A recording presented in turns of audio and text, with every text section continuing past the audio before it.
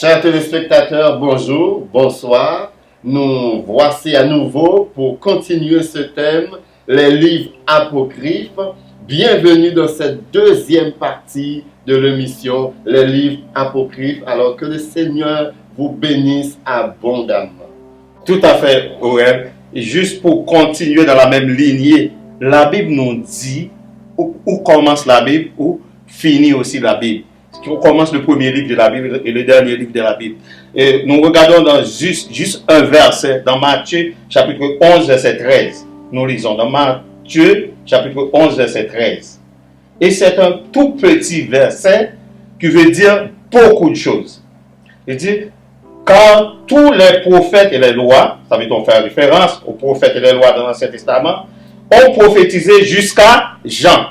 Le dernier livre de la Bible, c'est Apocalypse de Jean. Ça veut dire, la Bible nous dit déjà où commence la Bible, les livres de la Bible, et où finit les livres de la Bible. Ça veut dire, tous les livres qu'on a, tous les autres livres qu'on a ajoutés à la Bible, ce sont des livres non inspirés de Dieu. Moi, je voudrais en venir à propos des apocryphes. Au début, le bon peuple n'avait pas accès à ce grand livre qu'on parle, le livre inspiré. Mais qui avait l'autorité, ou d'où vient cette autorité de sélectionner qu'est-ce qui doit être inclus dans ce livre et qu'est-ce qui doit être exclu? Qui avait cette autorité-là? Le Saint-Esprit. C'est pas une tâche qui revenait aux hommes, c'est sûr. Dieu a utilisé des hommes pour nous transmettre son message. Nous n'étions que des canaux à travers lesquels l'Éternel envoyait ses messages. Et la canonisation de l'Ancien Testament eut lieu en l'an 70, alors que les Juifs étaient soumis à une grosse persécution de la part des Romains avec Titus qui allait détruire le temple de Jérusalem. Et comme mon frère Daniel a dit tantôt, la canonisation de l'Ancien Testament était juste une compilation des livres déjà acceptés par la communauté juive, déjà utilisés par la communauté juive. Et l'Ancien Testament qu'ils ont canonisé ne contenait pas le livre apocryphe comme certaines traductions aujourd'hui. Donc c'est pendant cette période-là que l'Éternel a décidé de choisir des rabbins juifs et qu'il les a confinés quelque part et ils ont décidé de reconnaître, pas de canoniser, pas de sélectionner, de juste reconnaître la collection de livres que les gens utilisaient alors, que les gens lisaient alors. Donc la canonisation de l'Ancien Testament n'était pas une sélection de livres où on accepte quelques-uns puis on rejette d'autres. C'était vraiment, ok, ce sont ces livres-là que la communauté utilise, ce sont ces livres-là que la communauté lit. Donc, on va les consigner dans un canon. On va dire, voici les livres que l'Éternel a choisis. Et aussi, si on n'a pas de temps pour entrer dans la Mishnah, pour entrer dans le Talmud juif, pour voir comment est-ce que, lorsque l'Éternel inspirait un prophète, comment est-ce que ces prophètes-là, souvent je me suis posé cette question. Tous les prophètes ont été tués par les Juifs. Or, ce sont les Juifs qui ont conservé les écrits des prophètes. Comme les gens peuvent dire, mais il y a une contradiction. Comment est-ce que vous pouvez tuer les écrivains et en même temps vous gardez leurs écrits? C'est parce qu'il y avait une façon de faire. Il y avait une sorte de fonctionnement. Lorsque l'Éternel révélait un message à un prophète, le prophète ne pouvait pas rentrer dans le temple et prêcher ce message et dire voici ce que l'Éternel m'a dit. Souvent, ce prophète-là devait soumettre sa révélation aux dirigeants du temple, aux rabbins juifs, et les rabbins devaient suivre pour voir est-ce que dans cette prophétie, Il y en a qui vont s'accomplir. S'il y a des accomplissements de cette prophétie, les rabbins vont consigner cette prophétie dans le canon biblique. Mais s'il n'y a vraiment pas d'accomplissement tel que prédit par le prophète, ils enlèvent ces écrits-là, ils les jettent à la poubelle, quasiment. Donc il y avait une façon de faire, même s'ils ont tué les prophètes, mais il y avait certaines révélations qu'ils ne pouvaient pas ne pas consigner dans la parole, parce que lorsque l'Éternel donne une prophétie, la prophétie doit être accomplie au détail près, sans en manquer un iota, sinon ce n'est pas une prophétie venant de l'Éternel. Tout à fait, Aurel. Ce n'est que le Saint-Esprit qui peut nous révéler les choses de Dieu et comment aussi la Bible va être composée. Yahshua a promis, et nous basons sur la Bible, tout ce qu'on nous disons. Yahshua a promis à ses apôtres le secours du Consolateur, le Saint-Esprit, qu'ils puissent se souvenir et garder en mémoire les paroles qu'il leur avait dites. Si nous voyons dans Jean chapitre 14, verset 26, Jean chapitre 14, verset 26,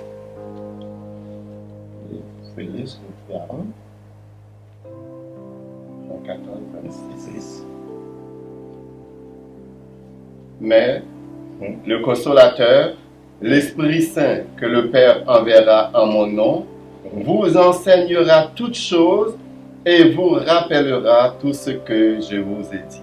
Tout à fait. Ça veut dire que ce n'est que le Saint-Esprit qui peut nous révéler les choses de Dieu et même nous dicter comment la Bible est composée, la parole de Yahweh. Je savais Allez, vas-y.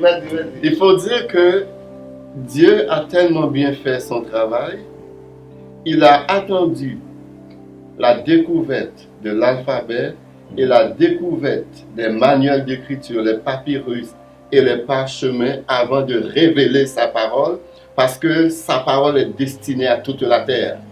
Or, avant la découverte de l'alphabet et de ces manuels d'écriture, l'art de lire et d'écrire était réservé à une élite, à un petit groupe capable de mémoriser plus de 3000 signes conventionnels différents. Et l'art de lire et d'écrire n'était pas à la portée de tous. Donc l'Éternel savait cela. Il a dit, ok, moi, mon message est destiné à l'humanité entière. Je vais m'arranger pour que le message soit disponible pour toute la terre. Donc la découverte de l'alphabet, la découverte des papyrus et des parchemins.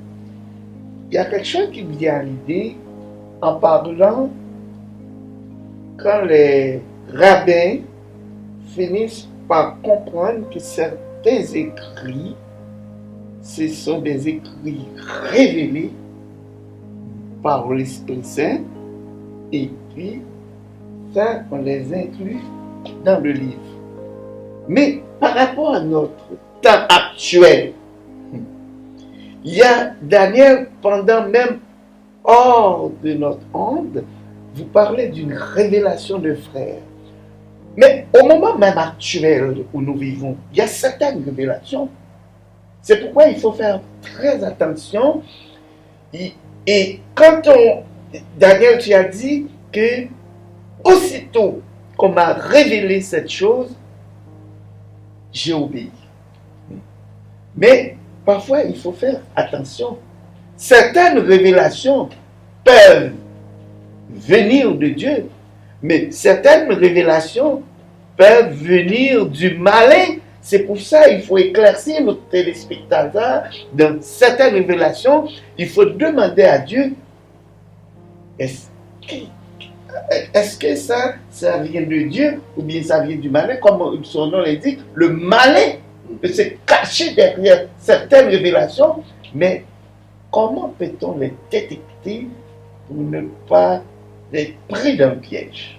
C'est sûr que l'Éternel parle encore aujourd'hui par des songes, par des rêves et par des visions, comme il le faisait dans les temps anciens.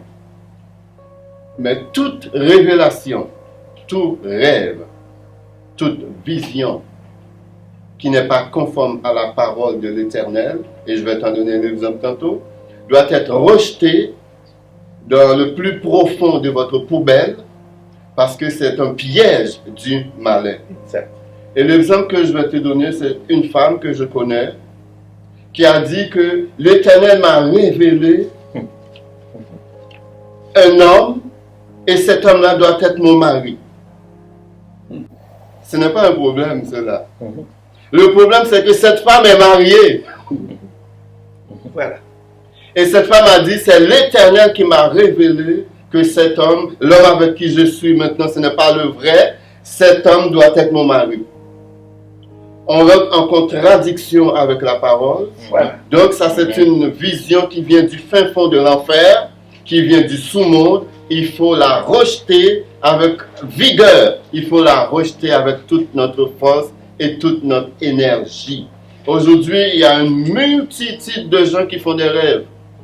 Il y en a qui vont rêver pour le monde entier. Il y en a qui vont avoir des visions pour le voisin. Les gens sont devenus des rêveurs. Et ils sont inspirés la majorité des fois du sous-monde. Moi, si quelqu'un m'approche et me dit, Frère Aurel, Dieu m'a donné une vision pour toi. Je vais t'écouter. Dis-moi c'est quoi la vision. Je vais écouter la vision. Je vais l'analyser. Est-ce que c'est conforme à la parole? Ça peut être que ça soit conforme à la parole, mais ça ne vient pas de l'Éternel.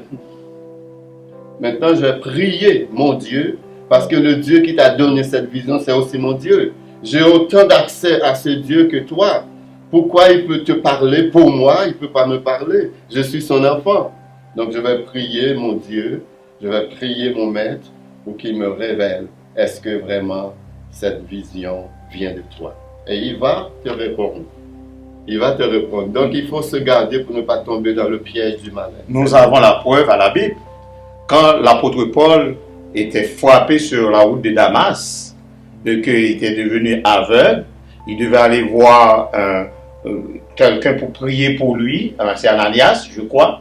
Et puis, quand Ananias était un peu réticent à savoir, ce monsieur-là, l'apôtre Paul, que je dois prier pour l'apôtre Paul, mais Yahweh a révélé à Ananias que l'apôtre Paul va venir, que Ananias va imposer la main et va prier pour l'apôtre Paul. Il a eu la révélation aussi. Non seulement il a envoyé l'apôtre Paul à aller voir Ananias, mais il a révélé aussi à Ananias.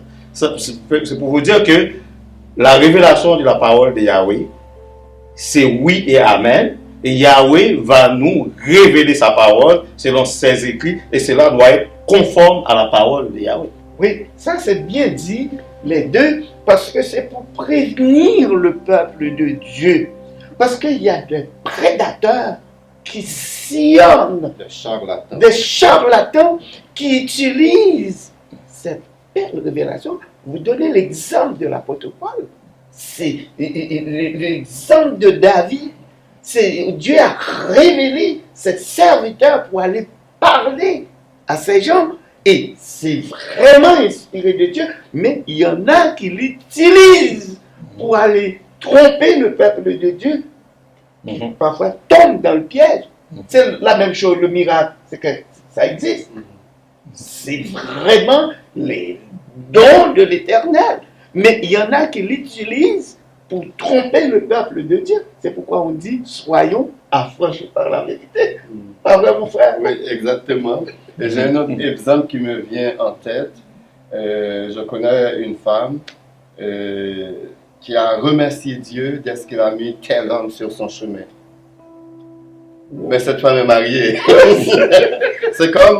C'est sûr, c'est Dieu qui a mis cette femme sur son chemin, mais avec deux minuscules.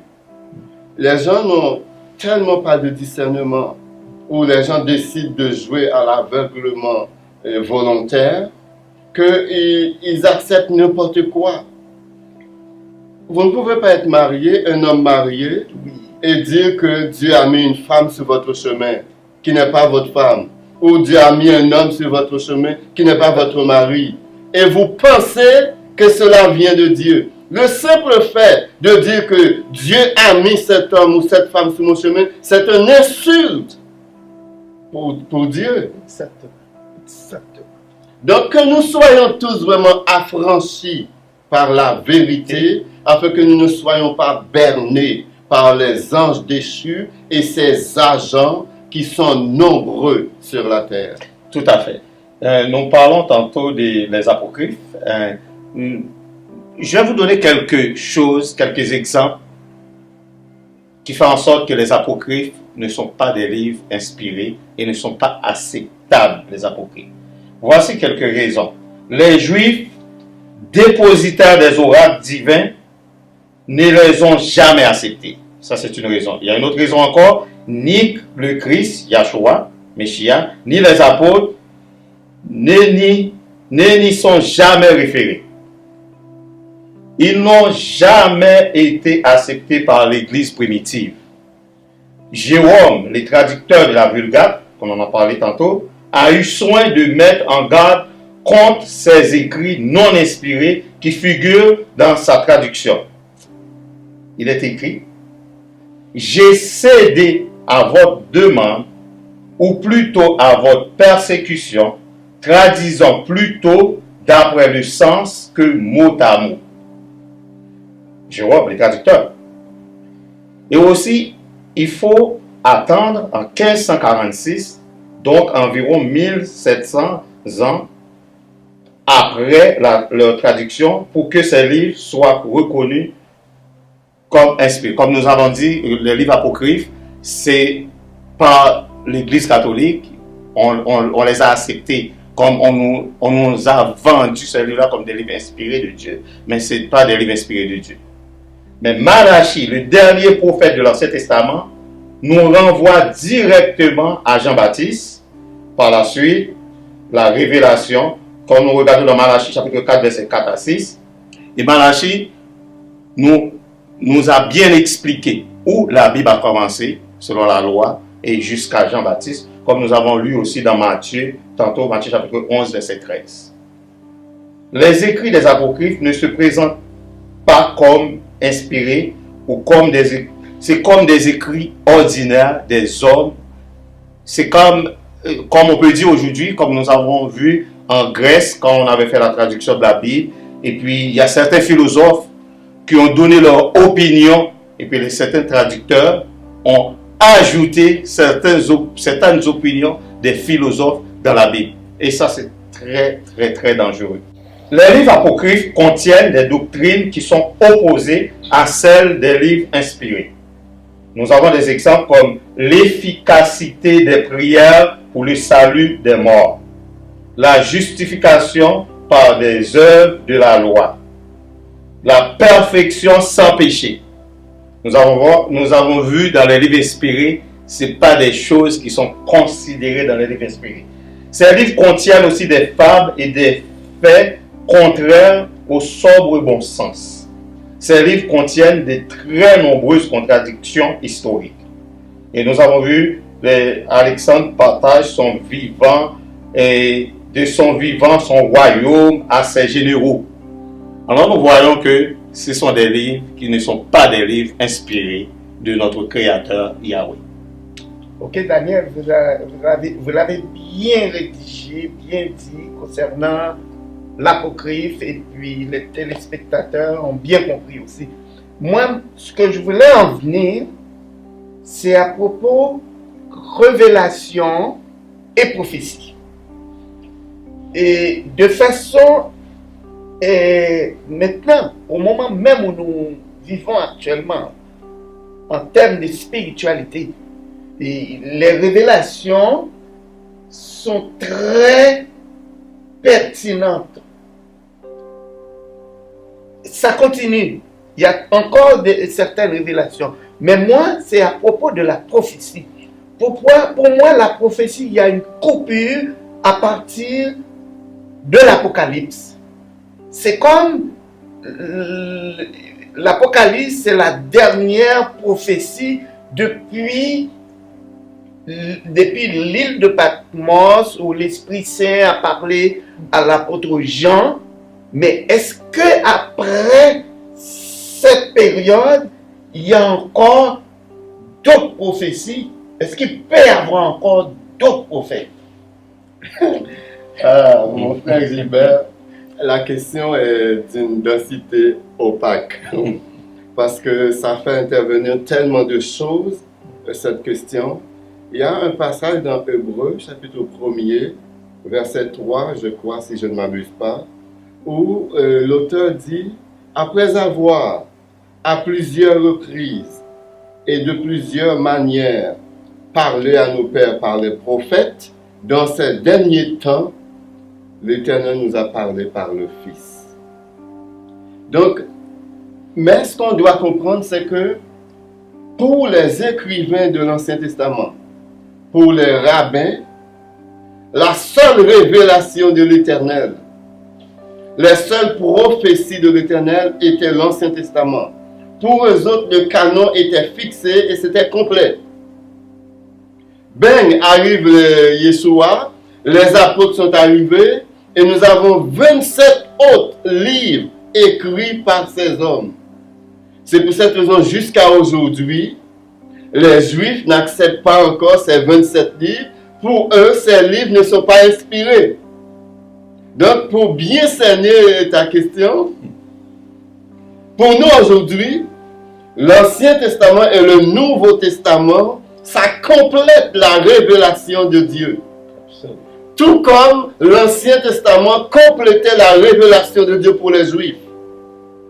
Nous ne pouvons pas extrapoler, nous ne connaissons pas les secrets de Dieu pour savoir est-ce qu'à un moment donné, le canon va être ouvert pour qu'il y ait d'autres révélations, bien qu'aujourd'hui nous croyons que le Nouveau Testament complète le canon biblique. Mais il y a une chose extrêmement importante dont il faut se souvenir. C'est que l'Éternel a toujours donné des avertissements quant aux écrits qu'il donne. Dans Deutéronome chapitre 4, verset 2, dans les premiers livres de la Bible, on lit ceci. Deutéronome chapitre 4, verset 2. Vous n'ajouterez rien à ce que je vous prescris et vous n'en retrancherez rien. Il est en train de fixer les bornes des révélations bibliques. Et dans le dernier livre de la Bible, Apocalypse chapitre 22, verset 19, on va le lire. Apocalypse chapitre 22, verset 19. Et que celui qui a soif vienne, que celui qui veut prenne de l'eau de la vie, gratuitement. Je le déclare à quiconque entend les paroles de la prophétie de ce livre.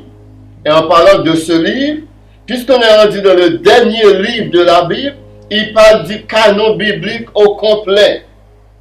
Il dit, si quelqu'un y ajoute quelque chose, Dieu le frappera des fléaux décrits dans ce livre. Et si quelqu'un retranche quelque chose, Dieu retranchera sa part de l'arbre de vie et de la ville sainte décrit dans ce livre. Donc pour nous, croyants du 21e siècle, le canon est complet. Est-ce que l'Éternel a un autre plan d'ouvrir le canon? Ça, c'est son choix. C'est son travail.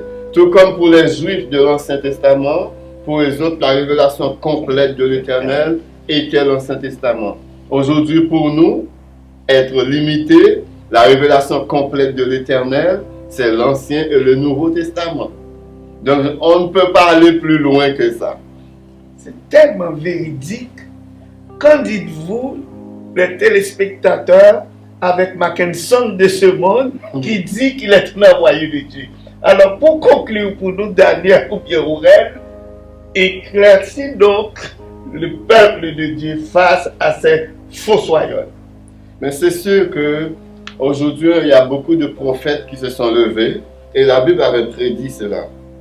La Bible dit dans les derniers temps, il viendra des faux prophètes. Matthieu 24, Yeshua a parlé de fond en long sur le sujet. Plusieurs viendront sur mon nom, disant c'est moi qui suis le Christ, et ils séduiront beaucoup de gens. Il dit il viendra beaucoup de faux prophètes, et ils séduiront beaucoup de gens. Les gens sont envoûtés par toutes sortes d'esprits ils ne sont même pas capables de discerner le vrai du faux, parce qu'ils sont envoûtés. Mais vous, chers téléspectateurs, chères téléspectatrices, soyons affranchis par la vérité, ayons le discernement, afin que nous puissions dire non à tous ces faux prophètes, à tous ces faux apôtres, à tous ces bishops, à tous ces archibishops, afin que nous soyons tous affranchis par la vérité. Que le Seigneur vous bénisse abondamment et qu'il nous illumine du haut des cieux, afin que nous comprenions sa parole et que nous marchions dans sa lumière.